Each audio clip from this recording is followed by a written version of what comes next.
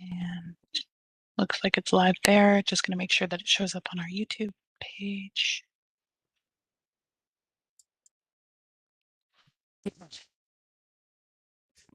And it looks like we're live, so I'll hand it over to you, Karen. Thank you, Lisa. Welcome. If all the committee members could have their cameras on, that'd be really helpful for me, because then I can see you on my screen. Okay. I would like to call this meeting of the Heritage Permit Review Subcommittee, January 20th, 2025, to order. Please note that quorum is present. Approval of the agenda is our first item. You have before you the agenda for this meeting. May I have a motion to approve the agenda as presented? See Andy and Graham. Is there anyone opposed? Seeing none, that is carried. Thank you. Are there any declarations of interest today? I see none. Thank you. All right, on to approval of minutes of previous meetings. We have two that you've been provided for HPRC 25010, which was October 21st, 2025, and HPRC 25011, December 16th, 2025. May I have a motion to approve the minutes as presented? I see Carol and I see Graham. Thank you. Is there anyone opposed? Seeing none, that motion is carried. On to the Heritage Permit applications for this evening. It's found under Section 6 of our agenda. Okay, 6.1 is HP 2025-045 and pertaining to 7 Ravenscliff Avenue in Hamilton, otherwise known as the Barton, and that's a Part 4 property. And the application is for installation of a designation plaque beside the front door, including affixing the plaque with stainless steel anchors and screws with anti-vandalism measures as needed. Is there applicant or representative of the applicant here to speak to this application this evening? Hi, Karen. I can speak to the application on the applicant's behalf. Thank you. Please. So is there anything you would like to add to what was already said, Lisa? I don't think so. This property was recently designated in 2024, and they're pretty excited to be receiving a plaque. So, yep, just happy to hear thoughts. Okay, thank you. Are there any questions from the committee for Lisa? No, it's pretty straightforward one. Standard position, standard fastener, standard placement. I have no issues with it. Okay. No questions. Anybody else?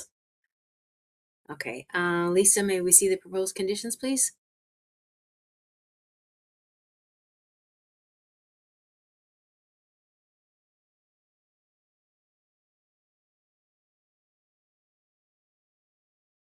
Okay, so these are the 2 standard conditions, one being that any changes would have to come back for satisfaction and approval to the Director of Planning and Chief Planner, and that implementation and installation must be completed by January 31st, 2028, so 2 years.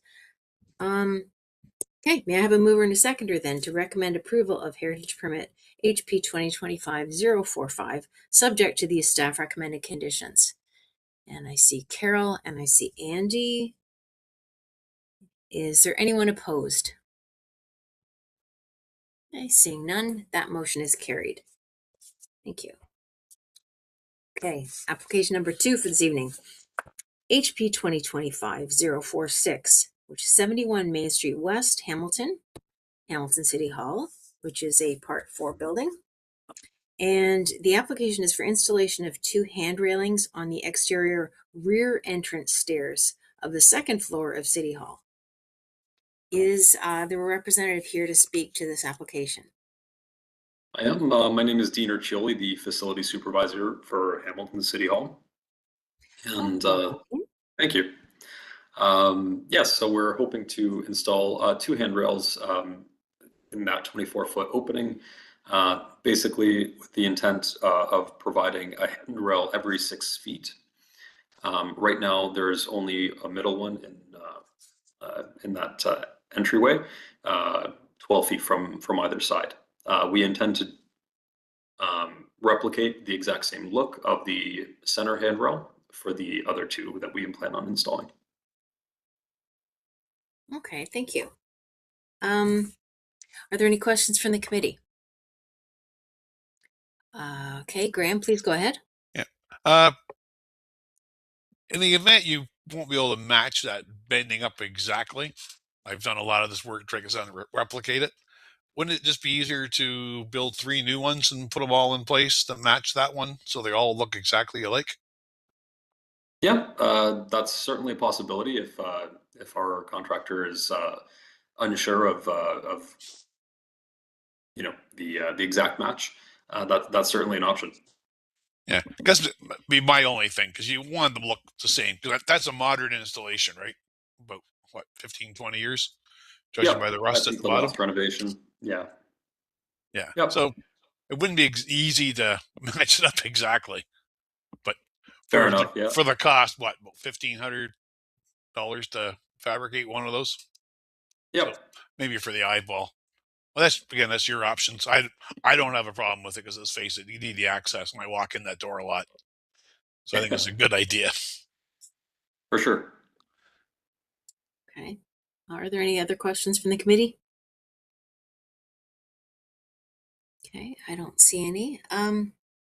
Okay, Lisa, may we please have the proposed conditions?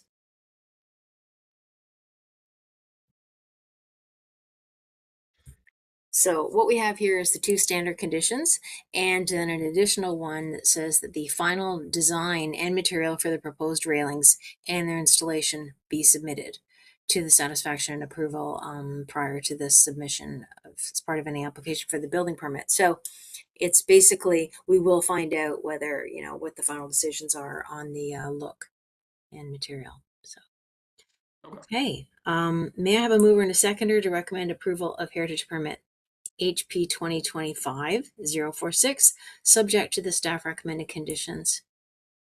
See Graham and Andy. Okay, thank you. Thank you. And hold on, not quite. Okay. Is there anyone opposed? Right. See none? Okay, then that motion is carried. Okay, so thank you, Dean, for coming in, and good luck on the project. Okay. Thank you very much. Thank you for your time. Okay, take care. Bye-bye. All right, application 6.3. This is for HP 2025-047, which is pertaining to the Cross Street Culvert in Dundas, which is within the Cross Melville Heritage Conservation District, which is a Part 5 area. Okay, and the application is for landscape changes to facilitate the replacement of the Cross Street Culvert, including construction of new retaining walls, removal of vegetation and mature trees to facilitate construction, and introduction of new trees to compensate for materials lost. Do we have a representative from this project here to answer any questions from the committee?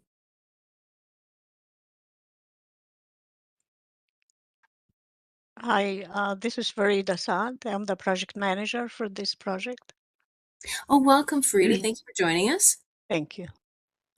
Okay, so is there anything you would like to, we were provided with a number of documents pertaining to this, but is there anything you'd like to highlight at this point to the committee that I didn't cover just in that brief summary?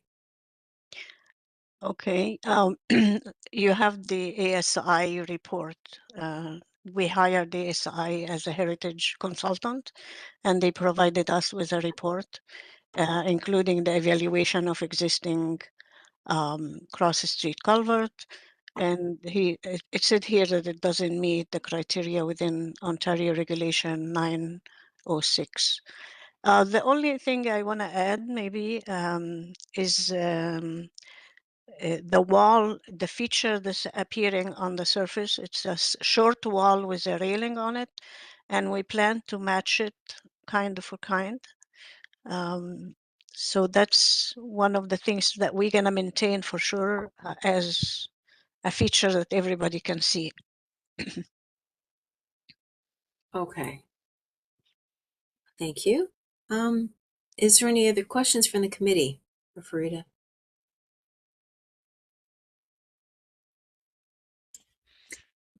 Graham, please go ahead. Yeah, they say it's mature trees coming out. I only really see one mature tree. Yeah, not a lot of mature trees, maybe one or two, and most of them are brushes and vegetation. And we have a plan to add more trees to the area. In fact, we were meeting today with a resident, and they're very happy with the project, and they are happy that we are compensating them with new shrubs as needed. Yeah, because just looking at it, there's not really a lot of mature, like I say, trees. There's one really large tree, and everything else looks like it's just overgrown brush. Mm-hmm. So there is a plan to replace that. I can understand why that has to come out, judging how close it is to the culvert. Yeah, exactly. It's in the construction area. Yep. So you're planning on adding more trees to where you're taking that brush out then? We're gonna take some shrubs out, and we are working with Sam Brush at Forestry in the city of Hamilton. Sam Brush will propose some trees, some public trees in the area to compensate, and of course, any private property trees will have to compensate for it as well, and provide extra other trees to replace. Okay, great. Thank you. You're welcome. Thanks. Are there any other questions?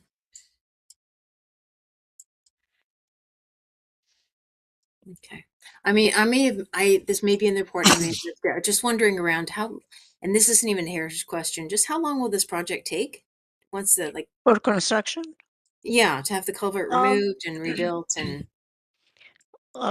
We plan to start July 15. That's a window where we can work in water. Right. And hopefully we'll finish by November 30th. Okay. Of 2026. Yeah. Just have to take a few detours at that point, right? Yeah, there will be some detours. However, the immediate resident will be able to go into their property. Okay. Okay. Any other questions come up? No. All right. Lisa, may I ask you to put up the proposed conditions, please?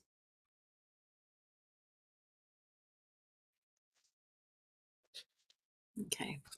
So it's the two standard conditions, and then also an additional condition around replanting plan, indicating the location and types of replacement trees shall be submitted. So sounds very reasonable. May I have a mover and a seconder to recommend approval of Heritage Permit HP 2025-047? Mover. Okay, I see Graham and I see Steve. Thank you. And is there anyone opposed? Okay, seeing none, that motion is carried. Okay, thank you, Farida. Much appreciated. Thank you so much. Okay. Bye-bye. Bye-bye now. Okay, we'll move on to our next application, which is 6.4 in the agenda. HP 2025-048, 2251 Rommel Road East in Stony Creek, which is the former Elfrida Church, which is a designated property, Part 4. And the application is for exterior restoration work, including repointing of masonry on the exterior of the property around the front facade window, and repainting and repair of all damaged wood window frames. Do we have a representative from the, hold on. Okay. I can't let that person into the meeting. I'm not running the meeting, correct? Hello? Yeah, No, I understand that Sandra is in the meeting. Sorry. room. Yeah, Sandra's in the Okay. meeting in the Teams version, so I'm just coordinating with her to get that sorted out. Yeah. Sorry. Okay, thank you. All right, so sorry, back to the application.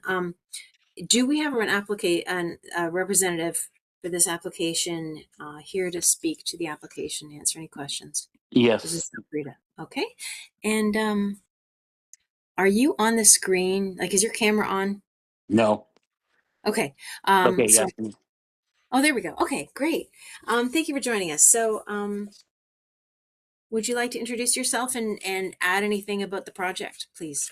I'm Louis Sienna, and I'm the person that takes care of all the properties for the company. Okay, welcome. Is there anything you would like to add to the description, the brief description I gave? No, I think that's it. It's the only thing. There are a few other things, but a couple have been completed, and nothing else needs a permit. There's only one spot above that window or below that window. It's in a straight line. It's about maybe 3 feet long. It looks like maybe there was a uh, something mounted there at one time that they've taken away, Okay. or the brick. Right. Okay. Okay. Are there any questions from the committee? Graham, please go ahead. How poor condition is the wood under that massively peeling paint? Have you explored it? It's pretty good. There's so much paint on there. There's basically all the paint that's cracked and peeling. Otherwise, the wood is pretty well all intact. Oh, that's great because that would be awful expensive to get out and repair and put back in. Yep. It's a shame they lost that rose window though. Long Yeah. before your time. Oh, okay. Yeah. Thank you. Okay. Thank you, Graham. Are there any other questions? Andy, please go ahead. The chair, yeah, just for the repointing portion of it, it looks like there could be some replacement needed in some of the areas of the brick.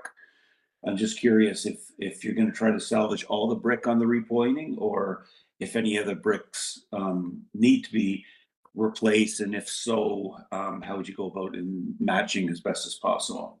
I don't think any of the bricks are damaged at all. I think it'll all be repointed back in. There are some bricks left over around the back of the building that if we needed to, then we have a brick to replace, but it doesn't look like we have to replace any.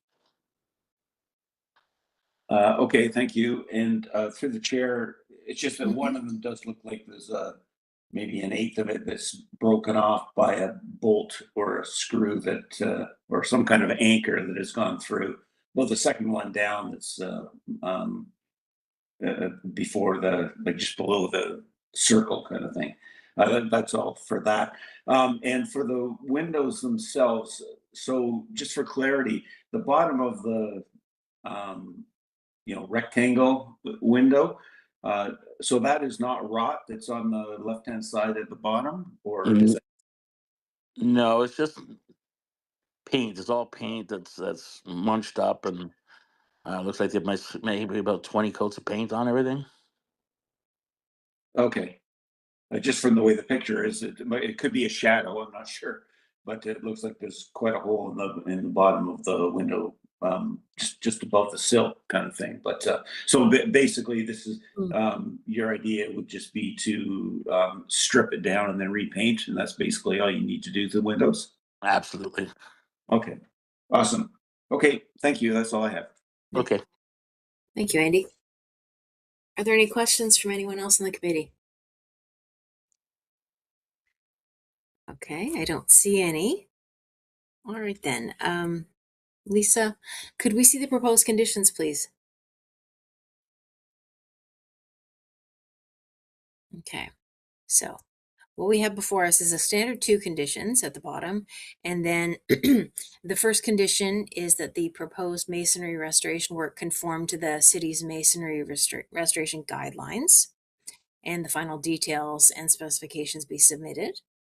And the second condition is around the final specifications for the proposed repairs to the window frames be submitted. And so that's, if they do find that repairs are needed beyond just the paint, that would need to be submitted prior to undertaking the work. Okay. So with those conditions in mind, may I have a mover and a seconder to recommend approval of Heritage Permit 2025-048, subject to the staff recommended conditions you see before you? I see Carol and I see Andy. Thank you. And is there anyone opposed? Okay, seeing none, that application is, or motion is carried. So lovely. Thank you for coming in, Louis. And city staff will follow up with you on next steps. Okay, thank you. Appreciate it. Thank you for taking the time to come and see us. Okay, thank you. Bye-bye. Bye-bye. Okay, moving on to our next application, which is HP 2026-001, 64 Hat Street in Dundas, otherwise known as the Gartshore Building, which is a Part 4 building, recently designated. And the application is for repairs to various parapets, including removal of existing stone caps and replacement with new wood cap and pre-finished metal flashing, removal and replacement of existing metal siding, repair of asphalt shingles where necessary, and introduction of new aluminum and glass canopy hung with steel cables above the ground floor commercial entrance in the front, which is the north elevation of the eastern central structure. So you would receive diagrams of all this work. And may I ask, is there a representative of the application here to speak to any questions from the committee? Yep, that's me here on behalf of the owner. Okay, great. Thank you for joining us, Graham. And is there anything you'd like to add to what I just read out there? No, I think the building obviously has been in Dundas for incredibly long time. It's a beautiful building.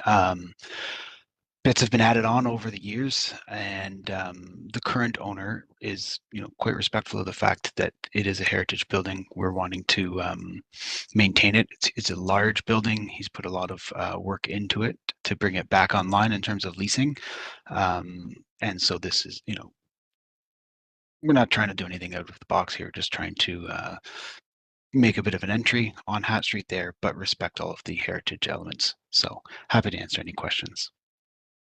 Okay, thank you. So you've read the background materials. Does anybody have any questions for Graham? Okay, so we'll start with Carol, and then we'll follow up with Graham and add anybody else. Please go ahead, Carol. Oh, you're on mute. Thank you. Yes, I'm just confused about the window treatment. The picture that I see in the Appendix A, right at the beginning, shows 6/6 sash windows. And then a couple of pages down, it shows the kind of the black awning, and then says that the window treatment will remain the same, but shows then a plate glass kind of treatment where there are no divisions in the window. So I'm just wondering about that illustration and also about the first picture that shows the historic windows or the historic type windows, whichever. Yeah, so the 6/6, the double hung windows, all of those we aren't touching. There's going to be painting or whatever repairs and upkeep need to happen on those generally on the life of the building. But this particular application just is looking at, in terms of fenestration, at that 9, I forget what is described exactly in the heritage documents, but it's a 9 grid commercial entrance with dentil top. So that's the entrance we're looking at, and we are putting an awning above the heritage elements. And the idea is that it would give somebody that's looking to get keys or get into the building a spot to get out of the rain, and also mark a little bit more where the main entrance to the building is. So all of the 6x6 or the double hung windows, all those, we're not doing any work on those. We're doing maintenance on the wood 9 grid commercial entrance, replacing the door that needs to be replaced, and putting a canopy above the existing woodwork. Okay, thank you. And also with the canopy or the, yeah, I guess that's what it's called. It's black, whereas the other entrance is all white. I can see that Is there any reason for putting on black, or, all right, could you put on white so that it would match the other Yeah, doors? I think we certainly could. The other facades, there's previous owner had painted them white and black. So there's a bit of an idea of trying to set off the obviously modern contemporary canopy from the heritage components. So not trying to mimic or trying to blend, but just trying to, in some ways, feature the heritage by being something different. But the actual color is just an anodized aluminum as the idea there. So it could be a different color. Okay. Yeah, okay, I just have seen black canopies on historic window, or historic, buildings. And they kind of look fine in the drawings, but when you pass them on the street, they really stand out as being an added feature that kind of distracts from the rest of the building.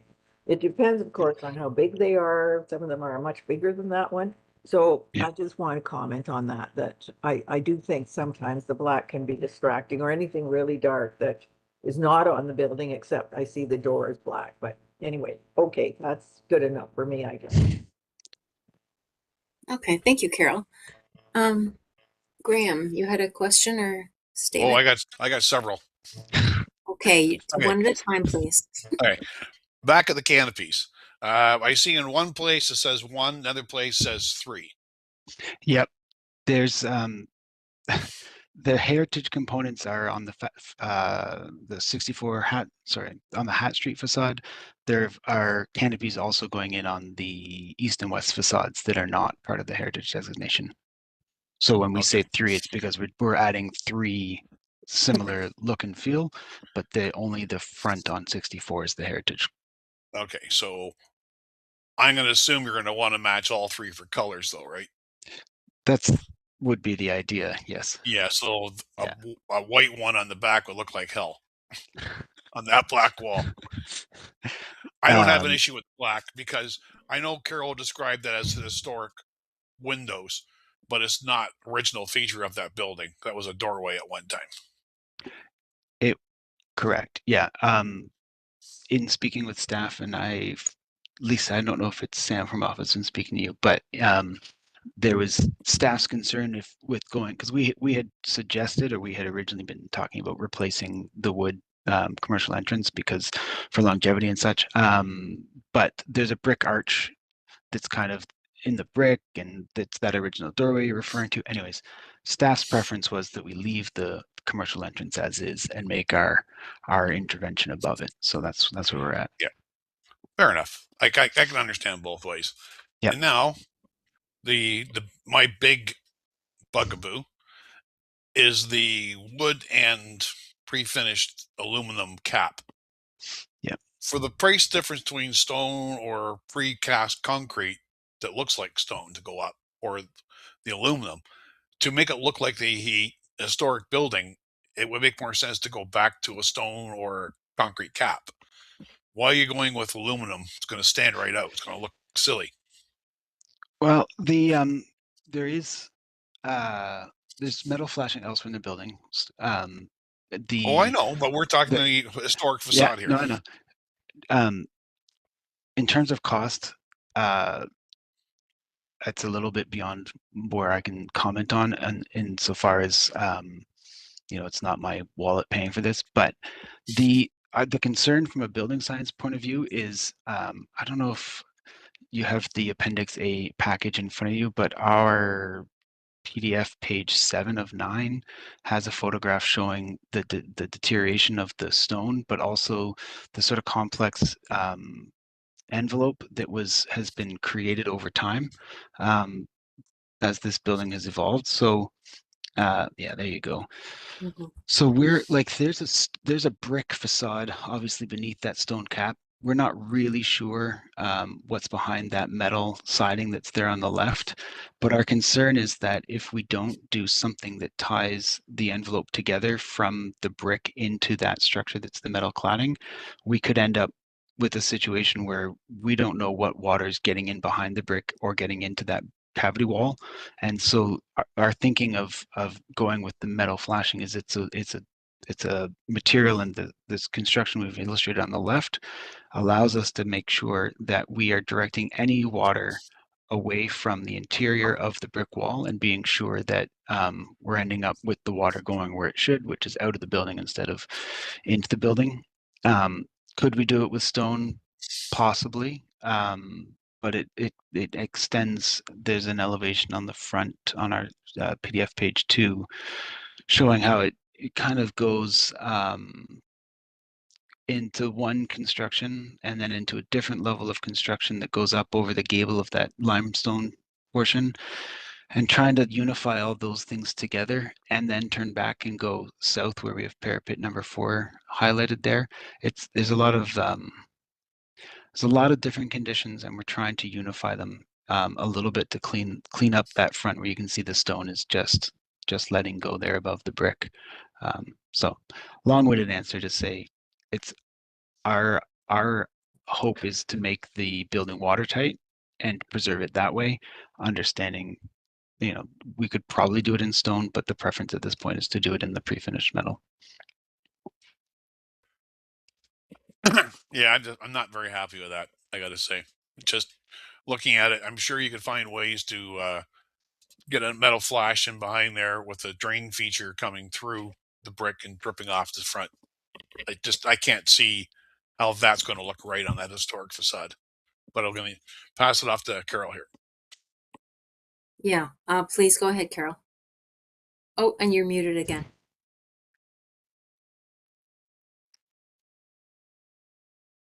Okay, sorry. Yeah, I want to just say that I completely agree with Graham, because again, metal flashing really disturbs, the heritage character of the entire facade, because of really it's because of the material is so different, foreign. So the question I have, I mean, again, I need some technical information here, and that is metal flashing, can it be black, or is it always, sort of aluminum shiny? It can certainly be black. Yeah, I'm just thinking, as long as it isn't shiny and aluminum-y and, that awful gray flashing that everybody puts on things. I think that it would be, I'd feel better if I knew what it was going to look like before I felt right about this particular aspect of it.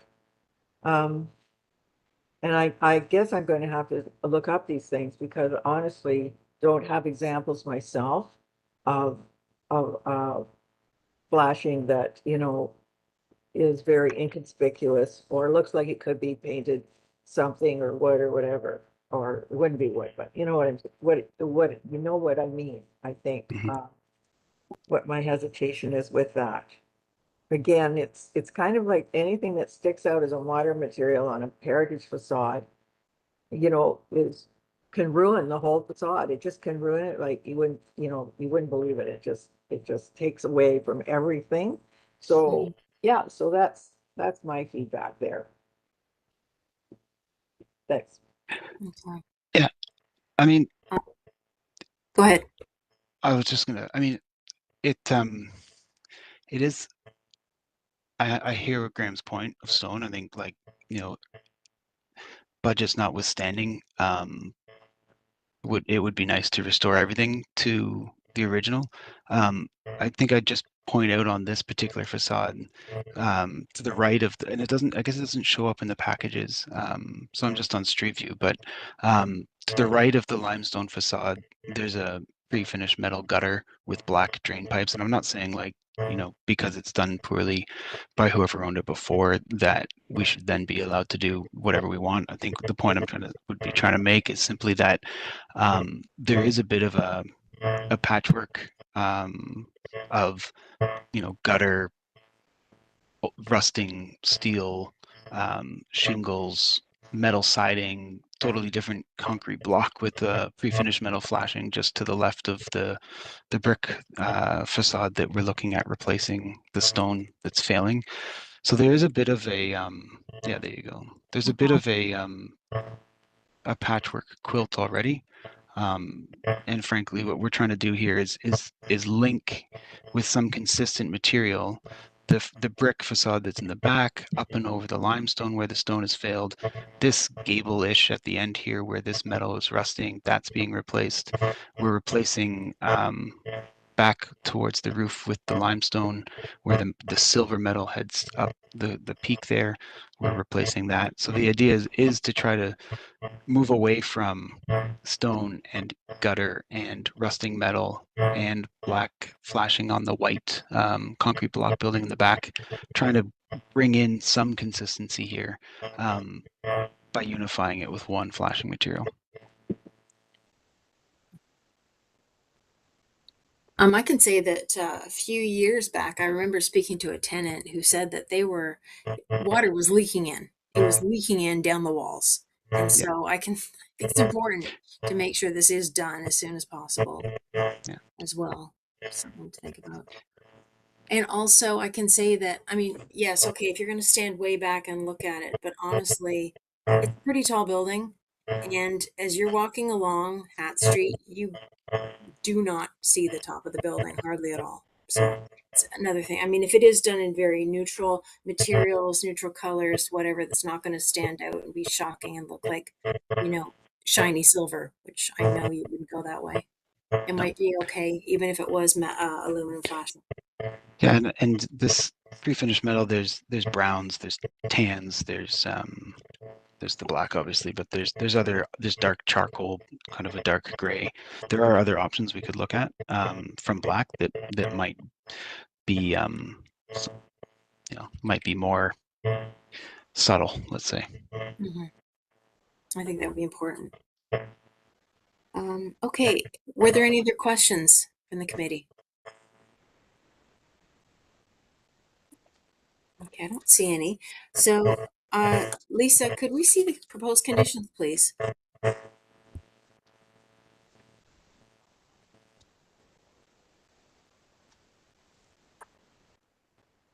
Okay, so here's an opportunity then. All right, so right now it is the 2 standard conditions plus an additional condition about masonry repairs, if there are any required, that the work must conform to the masonry restoration guidelines.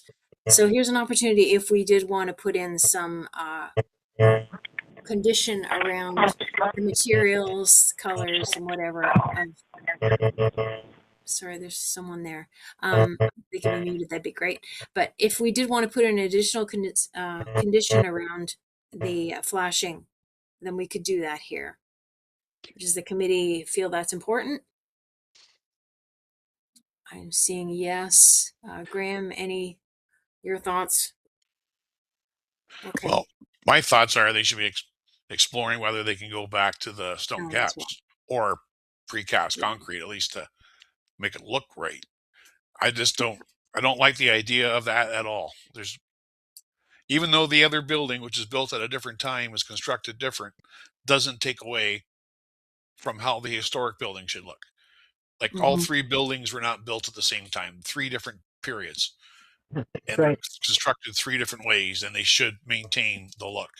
Yes, that's right. Agreed. From my side, I'd be happy to work with staff on a color, if that was a condition that would be applied. That would be no problem. And potentially go back to the property manager and discuss the option, perhaps the cost of how much it would cost to do it the other way with the stone. Maybe. Yeah, I mean, I know that the amount of neglect, not to overstate it, but the amount of the state of the rest of the building, given the size of it, has been a significant financial investment in the property.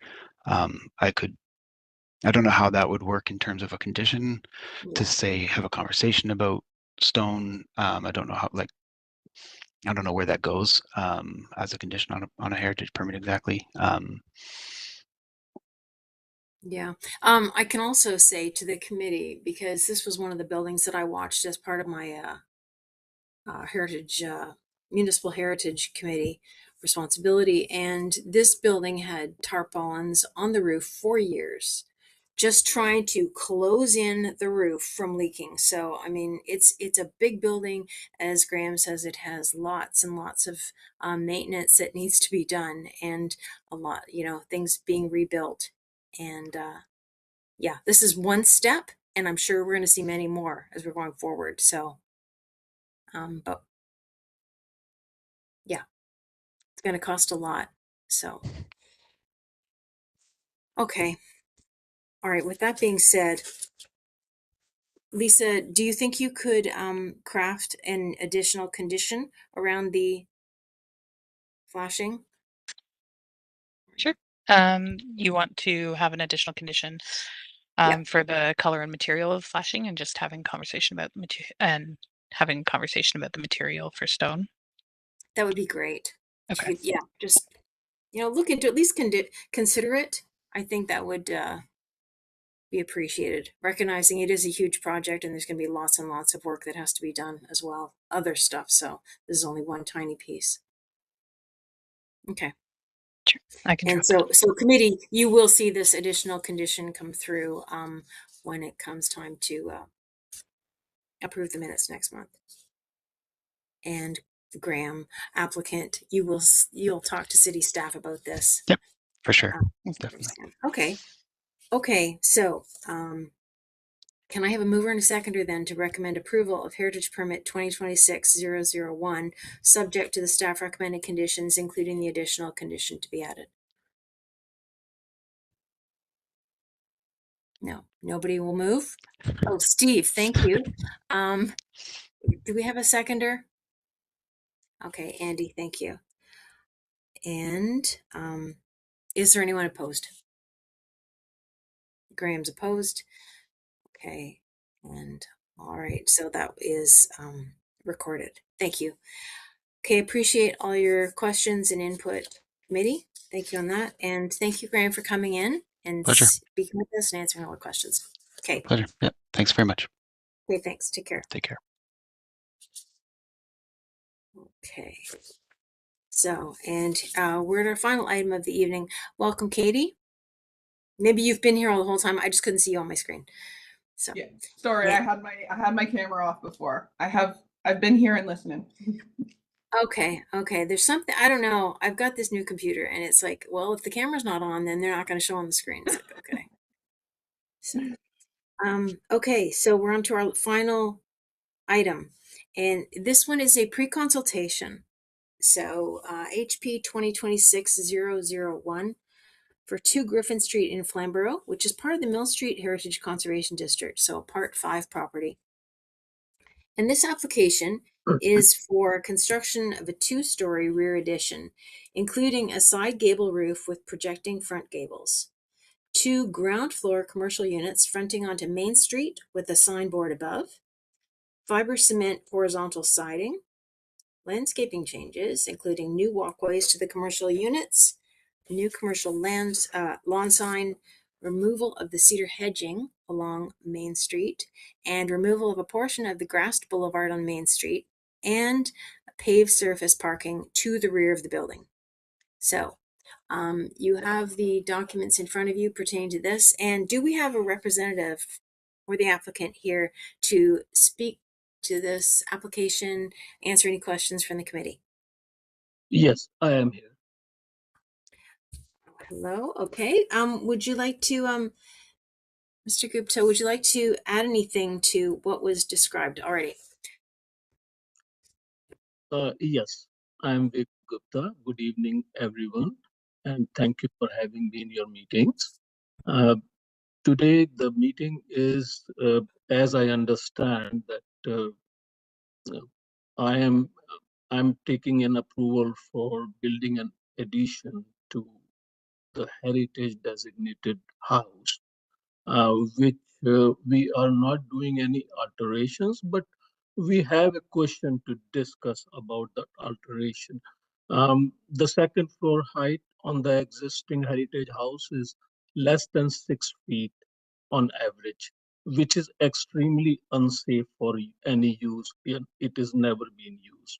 So maybe there should be some allowance for us to um, allow us to just raise the height of the roof, and maybe we can keep the same shape of the roof, and we can at least have a usable height inside the house. Now, that is the question I would like to ask about the existing heritage house. And the addition we are proposing is also we are designing into two concepts. So in one of the concept which has been circulated in your department has almost similar kind of roof shape matching with the existing heritage house.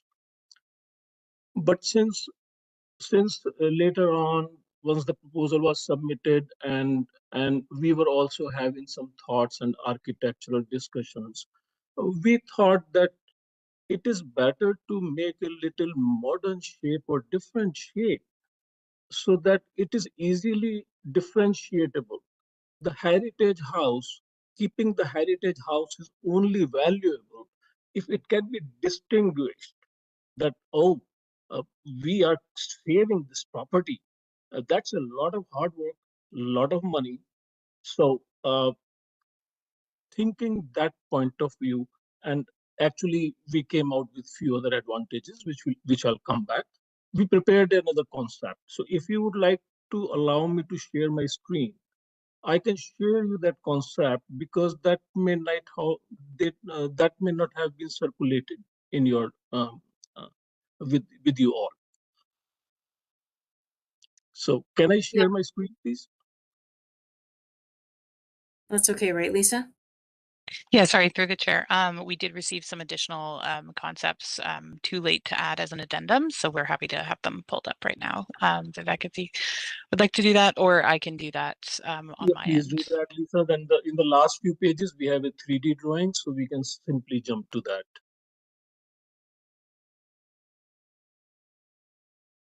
Thank you very much.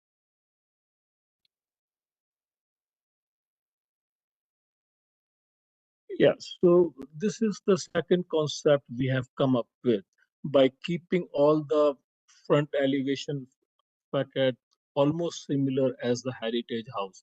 It is a wooden plank right now, painted heavily many times. And it is also advisable to replace them. They are losing strength from inside and seems to be becoming very unsafe in the very near future. I would say less than 10 years. Being a structural engineer, we keep reviewing these kind of properties. So the new addition, what I have proposed is keeping in mind that the local people can get in benefit from this addition. One of all, the heritage property will become more attractive. Second of all, we'll have two commercial places to provide some employment opportunities. Third of all, we have a very healthy residential space, which is also available, which can also contribute into the increasing population problems. So keeping that in point of view and avoiding and making an extra garage and using extra square footage, we have designed something which is within the zoning limit. The height of the structure is 8.5 meter, which is allowed in certain zoning limits. The area is certainly within the zoning limits. There is a little bit of extra area requirements which I might have to go for committee of adjustment. I don't know, we are discussing that area requirements and height requirements also in these meetings, but I'm still bringing it up in the meeting because I think this is very important to bring it, that the structure, the design of this house I have built is keeping in mind that the rainwater which I will be increasing by making a new roof, I don't have to drain that rainwater to the city storm drains. So I can collect all the water at the rear of the building and with a ground channel, I can have a small water pond, which will give me a small, nice landscape with the parking lot.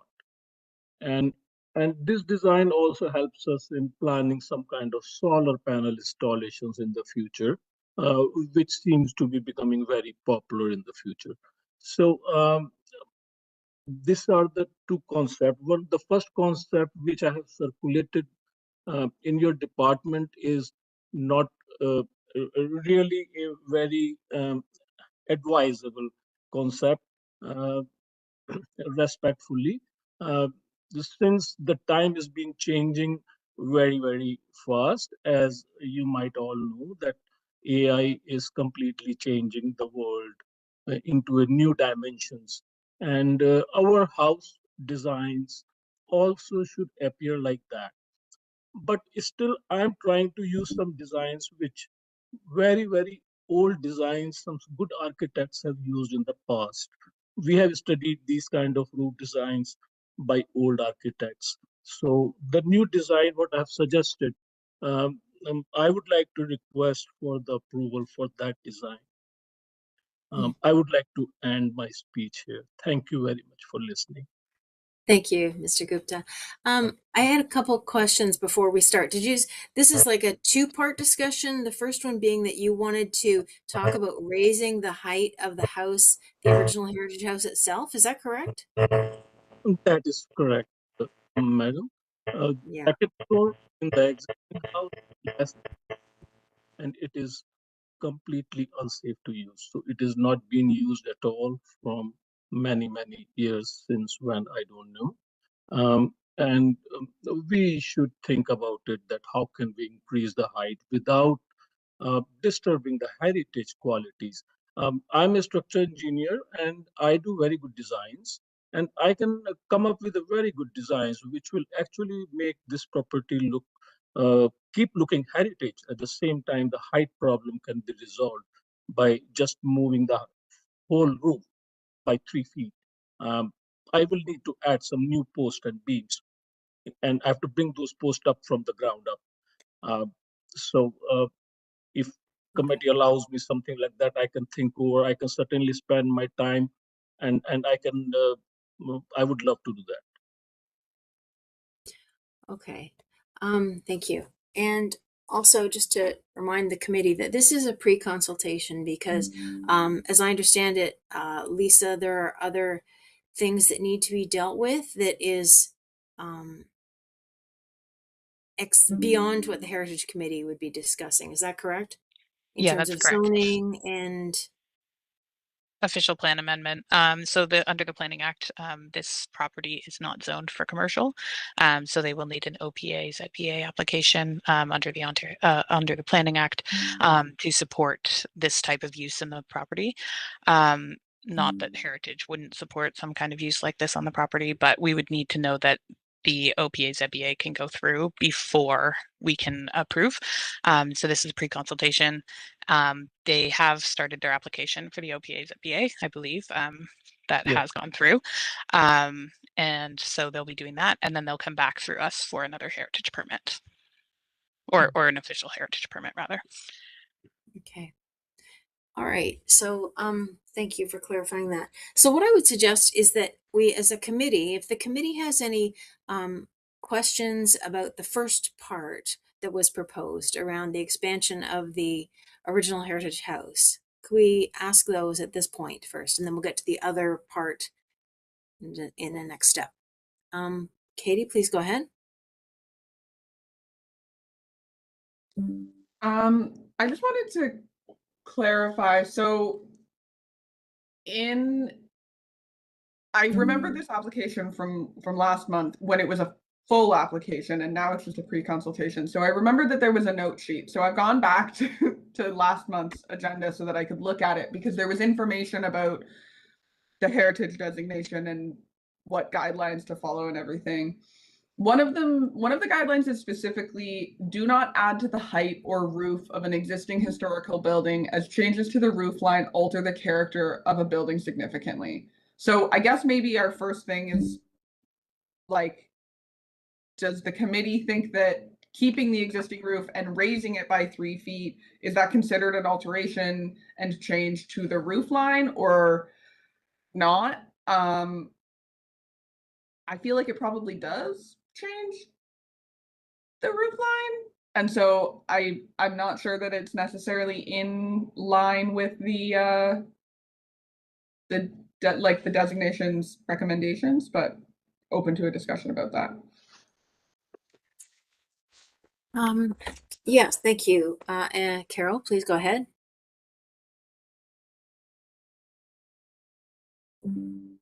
Oh, mute. You're on mute. I didn't realize that it keeps muting. I Yeah. don't know why. I think maybe I have something, I've changed something, but it mutes every time, you say something, then then it mutes. Anyway, so here it is. I just wanted to add to that. I think it is a really good concern, really good question, in that, especially in a heritage district, when you do take a building, even if it's not like a really one of the top design type, stylistically fabulous buildings, it does change the whole shape or feel of the building. And there probably are other buildings like that, of that proportion. So it changes the proportion. So number one, I don't agree with that either. And the addition is higher, which I actually don't have much trouble with it being higher than the original building, because it kind of then starts looking like the addition, the one with the gables, not the one with the slanted roof. The slanted roof one, to me, looks like a whole different style from a whole different period, and it would really be disruptive in that district for sure. Even though I have no trouble with the design, I think it's really a nice design somewhere else. And detached, it is a good design, but the other one definitely goes with the original building. And what it does is it kind of makes the original part look like an addition to the bigger part. And again, that doesn't bother me either. But I guess raising the roof of the original section, and also, not using that second one because it really doesn't fit with the district's feel and style and period or anything. So that's what I would say about those proposed designs. Okay. And I don't Thanks. think there's anything else there that except that the commercial part is a whole other story. Okay. Okay. Thanks, Carol. Andy, you have a comment or question? Yeah, through the chair, it's actually interesting that it's not zoned commercial because I don't know if it was a previous owner or whatever, but there was a mortgage company that was in there because it was all over the windows. Mortgage company, come get your best rate. So it was used at some point, possibly illegally. I'm not sure, but a few questions just on the first of all, the property. The property is fairly long, and it has a little bit of a backyard shed in the back.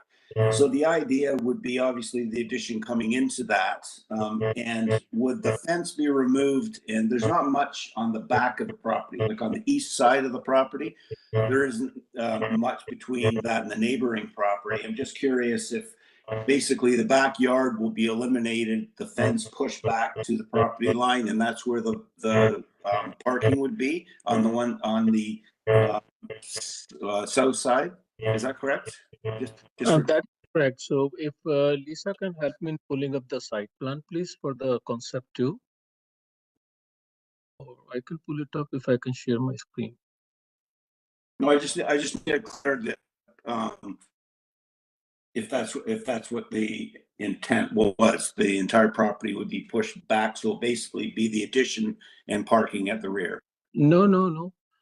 We have 16 feet of backyard left, and we have around 11 feet of side yard left. And I am proposing a beautiful landscape park over there to have a rainwater pond, so that I cannot, so I don't have to overload the city stones. which we are doing in some of the projects up north too. Okay, thank you. And through the chair, getting back to the original house. So technically, if you're saying the upstairs is 6 feet, so right now it's classified as a story and a half, because usually 6'9" and up we'll put it into a 2-story. So is it a story and a half, or is it actually classified as a 2-story? Do you know? So the addition we are proposing is classified as 2-story, sir. Not the addition, sorry. The existing house has less than 6 feet height on the second floor, and it is not usable. So is it a cathedral ceiling, or is it just flat? It is a cathedral ceiling. Okay, so 6 feet, the slope starts at 6 feet then. Slope starts at 6 feet and then goes to the top of the roof. Okay. And the addition, for what I was seeing here, the addition looks like it's about three, maybe 4 feet higher than the original house. Now, is that at the existing level, or is that actually you raising the roof and it's still 3 feet above? The new addition has minimum height requirements of 9 feet and 10 feet, which is like today's market requirements. And the slope of the roof is also maintained to the minimum. And the roof height is also maintained up to 8.5 meter, what is allowed by maximum by the zoning. So the structure is designed for its own safety and lasting conditions. The existing house has not really been kept in mind that what is the difference of height I'm getting. I'm trying to keep it as low as possible. Okay, through the chair, I'm not sure if that answers my question. The design that's here, that it looks like the addition is about 3 feet higher than the original Yes. house. Is the original house the same height right now, or is this design included that you've already raised it? Oh, no, it is the exactly same height. I have not submitted the raised height designs. Okay. Okay. If committee allows me to do that, I'm certainly willing to work on that project, sir. Okay. So, like, I know the property quite well. I drive by it all the time. But so one of the additions that you showed today, which was the sloped roof, I'm not impressed with that at all. I think that would there's not one building in the entire Mill Street Heritage District that would even come close to that. So I think it's really going to stand out, and it would not go well. The gable is a better way to go as far as I'm concerned. The raising of the roof, that's quite a modification for a heritage building. So I don't know how high you want to raise it. If you want 8 foot upstairs, you're going to have to go at least 2 feet higher, which is substantial modification to a building in a heritage district. Like you're obviously remove the roof and have to extend all the walls and everything else. And I know it can be done, but I'm not 100% convinced of how that's gonna that's gonna look for the house, or if it's gonna dwarf the rest of the house. Because right now it's proportioned accordingly. The addition, I don't mind the addition, except for that slope roof, and possibly the gables, but the raising of the roof. Now you're talking about raising the roof identical, same shape, same slope, same gable, and everything. Yes, so we can. That was our initial thought, to match the same design of the existing roof, And as far as the raising of the existing house roof is concerned, if you allow me, I can prepare some concept plans. And when you will have a look at it, you will be able to make a better judgment. Okay. Okay. That's all I have right now. Thank you. Okay, thank you, Andy. Are there any other questions from the committee this time? Graham, please go ahead. Yeah, I can see you. Yeah, okay. Okay. This is going to be completely shocking to all of you people when you hear me say this, but with this being right on the edge of the Heritage District and that massive, atrocious new build across the street from it, why are we trying to save this little house? Like, there's nothing they're going to. We're not trying to save anything. I know. We're trying to just give advice. What I'm saying is, when he's coming here, he's going to raise roofs, put this thing at the back with a really ugly roof line on the second idea. It's going to cover most of the property. Hey, to me, it's a tear down and build something that looks right in the right spot. If we're going as far as he's asking for, right? If you're going to raise the roof, add all that to the back, concrete over, or permeable driveway in for 4 parking spots. There's mid-century houses right across the street. It's not like it's a house like it across the street. It's just one of those neighborhoods, and looking across at that new build, I don't see what heritage is going to be left in it once this roof goes up and that goes on the back. That's what I'm saying. So. And it's not livable, right? With a 5-foot roof. Commercially, it's not going to be viable. He's not going to make any money out of it. It's not going to last. What's the condition like inside?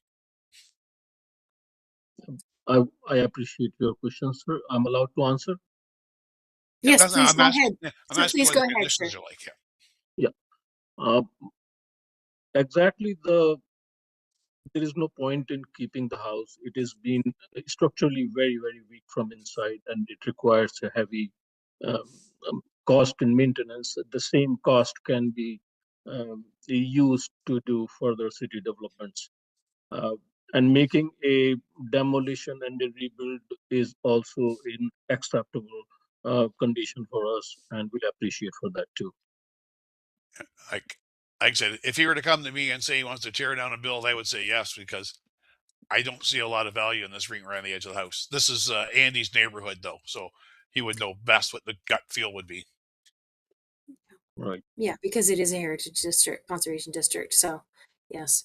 Okay, Andy, why don't you comment, and then we'll move to Carol. I hear exactly what you're saying, Graham. That because I know there's a new build across the street, but that isn't a heritage district because it's right on the edge. It's sort of on the south side of Dundas, just at the very end. The only thing is, for me, issuing a demolition permit within a heritage district, does that set a precedent that if other conditions aren't quite right and it's sort of farther out and it's not in the middle, then let's just tear that one down too. It could be a stone house, but it could be falling apart and it's easier just to get rid of it. And realistically, a lot of times when you're modifying, you're doing a huge job like this, it is easier just to demolish and rebuild rather than try to add on to something that's there. I don't know the structural integrity of this building. I don't know the foundation. I don't know if it's a stone or brick or even if it has a basement. But the issuing a heritage permit within a demolition permit in a heritage district makes me a little nervous if it's going to become a precedent setting that everyone will have another, like in this case, maybe it is, that should be the case. The other thing is, if you do tear down, you might go on the new bylaws and you have to push it back by 25 feet off the street, and you don't even have the property to do that.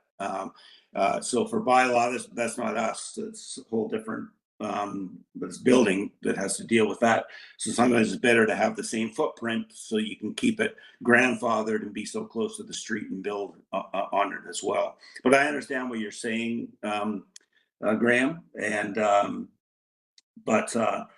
so on that discussion, it might be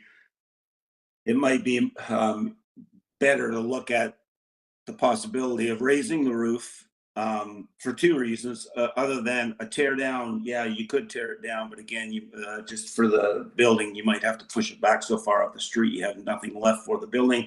If you use the same footprint, you can go up and you can do modifications. And then, so that is a possibility. I know this is a pre-consult, so, but you make some valid points, Graham. So that's all. Well, I have thanks, right Andy, because you gave different thoughts than I did. I'm just going on my gut feel. Just what we're talking about. I never even thought about the you maybe get landlocked himself by taking it down. Right. Yeah. So okay. Thanks. Thank you, Andy. Carol, yes, please go ahead. Yeah, I can see from those comments, Graham, that, you know, you are kind of considering what would be a kind of a more practical solution. The thing is we are not mandated to really recommend demolition within a heritage district or demolition of a heritage property. So that's not something that I really myself could even consider, even though if, say, I wasn't on a heritage committee or I wasn't a heritage person, I might have that particular view as well, because, you know, just of the things you said. So I guess I have to speak to the fact that the mandate of our committee is such that we have to, you know, really adhere to our review of the property in order to maintain the heritage character. That's about as far as we're able to go. So yeah, but I just wanted to add that. Thank you, Carol.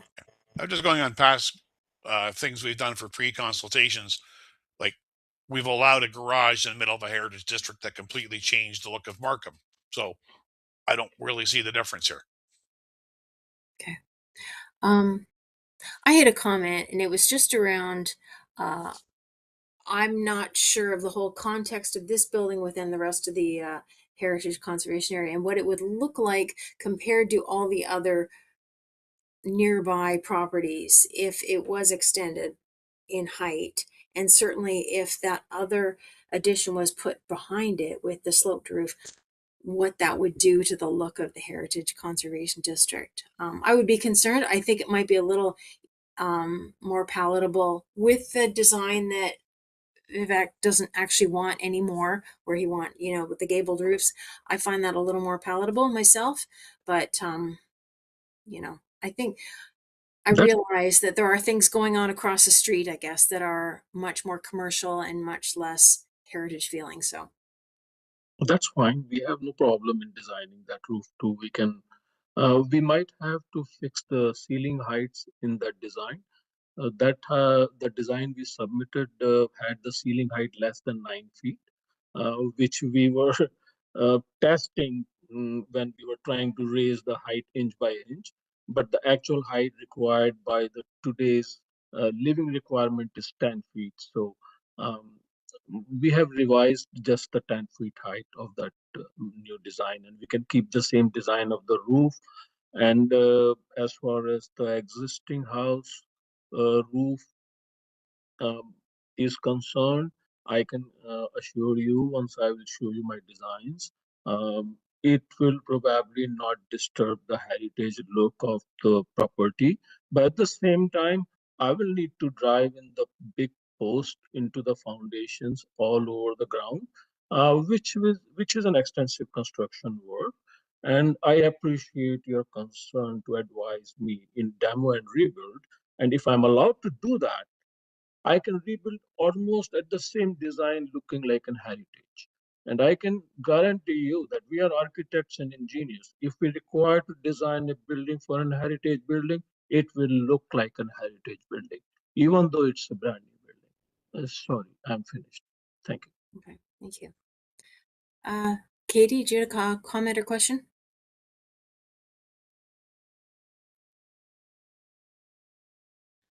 Sorry, yeah, I actually don't. I wanted to flag to you that Steve has had his hand up for quite some time.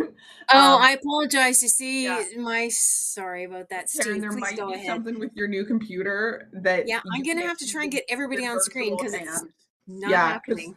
Steve like put his virtual hand up a little while ago, and so maybe it's something with your computer. But anyways, please go ahead, Steve. I'm sorry. Guys, like, I can't even take notes anymore. Well, I learn something every time I come to this committee, and this time it was from Andy about the idea of the footprint. I think you said that, like, you keep the footprint of the building, and then that way it's like grandfathered in. Whereas if you tore it down, you might be subject to whatever the new codes and requirements are, and then you end up further set back and don't have as much space to build. That's totally new information to me, which is great. So then that makes me kind of have two reasons to try to preserve the heritage building. I know I hear what Graham's saying about just tear it down. It's not in that great shape, and I get that too. Like, that does make sense. But the idea of keeping that footprint, I think, is pretty valuable. So, you know, for those reasons, I would support the raise the roof part, because I think that's sort of like the best compromise of, you know, how do we keep the building there, make it more usable, keep the benefit of the grandfathered footprint in place. Because I think if we don't and we leave it small and unusable, it's at risk of being neglected, and then it just gets torn down because it falls apart or something. Mm-hmm. I like the rainwater thing. I know that's a hot topic lately with the rain tax. That's just sounds really cool.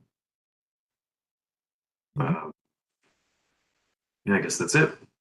Oh, and sorry, the other idea is I just remembered, there's definitely people more knowledgeable about this than I am, but the roof thing, I was thinking of it in terms of pitch.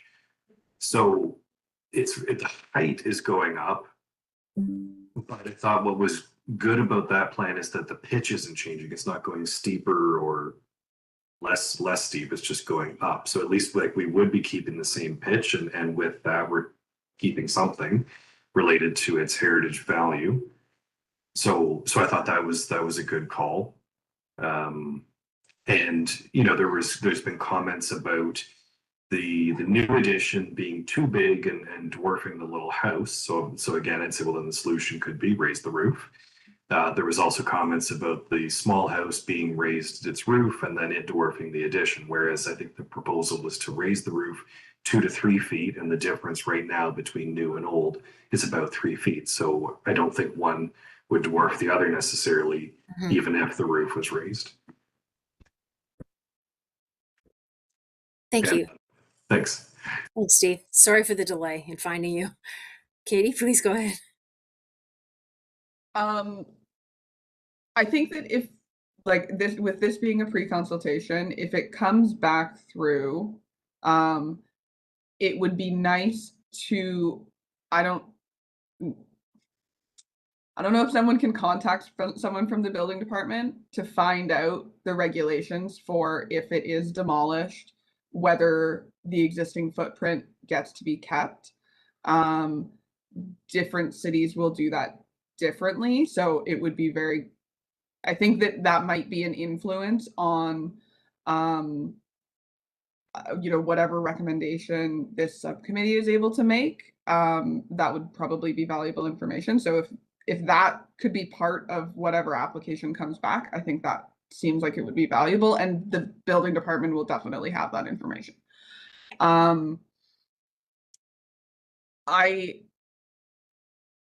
Yeah, that's most of it. I'm not against raising the roof necessarily. I think seeing drawings that show that would be interesting. drawing showing the raised roof and also showing the proposed addition, because the drawings that we have show the new addition as 20-foot 11, but that's only got a 7'9" ceiling height on the first story of the addition. And so I think what the applicant was saying was that you were doing 10 and 9. So I think the addition actually is going to be taller than what is proposed in the drawings. So when the application comes through, if the drawings can just be very clear on exactly what is being proposed, then that would be great. I agree with the others that I think I prefer the submitted proposal for the roof line over the other proposal. I don't think that the shed roof feels right in the area. I also think that it makes it really, really tall. Whereas the gable roof feels more in tune with the existing building and with the area. So yeah, that's it. Yeah. Thanks. Okay, thank you. Please go ahead, Mr. Gupta. There is a suggestion I would like to give all of you. There is a building right across this heritage building constructed in a very beautiful design. And actually that architectural design perfectly matches to give out a heritage look. So my proposal is to duplicate that building at this curve of the at this property. So if something like that kind of design, now when you are saying demo and rebuild may not be allowed by the zoning, which I'm going to consult to them, and the square footage wise, of course, the square footage is too low to be used for anything. So we will require more square footage and some leniency in that, so that we can make it a usable and a very attractive corner property in that rich area, so that is one of the design. If you can allow me to design a commercial unit, which is a basically duplicate design of the opposite building, which will give a very good look to the whole neighborhood. I believe so. Okay, thank you. I just had one comment, and this is really more towards what Katie was suggesting, which is around we need to know whether rebuilds, how close they can be to the sidewalk or whatever. And I don't think that really that's not really in our mandate. So it would be interesting, but it's not going to shouldn't really impact whether we say they can, take down the heritage building. I don't think, but that's just, that being said, I think that we've probably got all the comments that the committee has on this to provide. Oh, Andy, one more. Okay, go ahead, please. Through the chair, I'm still on the point of having a demolition permit issued within a heritage district. If it's got to be built in the exact same spot and it's allowed to be done like that. And it also depends on the condition of like if the foundation isn't very good in the existing home and it's not worth building up because the foundation isn't going to support the extra weight or whatever, then that's a different story. But it's just the issuing of the demolition permit within a heritage district sets a precedent that anybody's going to try. Well, you did it over there, why can't I? That's all. But as far as raising the roof, I'm okay with that. But thank you.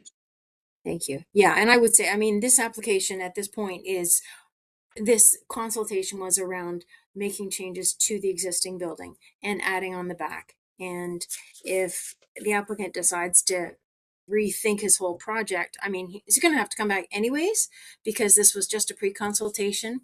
But that may not be a consideration anyhow. He may choose not to do any demolition. Okay. I think what I would say then is hopefully you've heard a lot of things that are of concern to us, Mr. Gupta, and that when this application does come forward to us officially as a heritage application, that well, you understand some of our concerns as they are right now, and hopefully you'll take them under consideration as you develop your final application.